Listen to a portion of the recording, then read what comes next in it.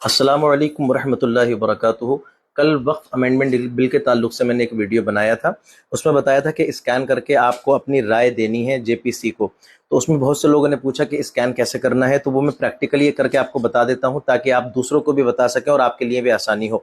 सबसे पहले आपने गूगल अपने फ़ोन के अंदर ओपन करना है और गूगल ओपन करने के बाद ये जो ऑप्शन नज़र आ रहा है ना, ये वाला स्कैन करने वाला कैमरे वाला, आपने इसको क्लिक करना है।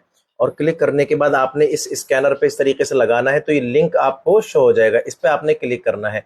जब आप क्लिक कर देंगे तो इस तरीके से ये खुल के आ जाएगा। नीचे लिखा होगा ओपन जीमेल, यहाँ से ओपन जीमेल आपने करना है। ओपन जीमेल करने के बाद सिंपली अगर आप चाहें तो यहाँ नीचे अपना नाम लिख सकते हैं, वरना आपने यहाँ से इसको सिंपली टैप करना है और आपका ये ईमेल चला जाएगा। इस तरीके से लोगों के साथ इस वीडियो को इतना शेयर कीजिए जितना कर सकते हैं। आज तक मैंने आपसे नहीं कहा, लेकिन मैं आज कह रहा हूँ कि इसको खूब शेयर करें।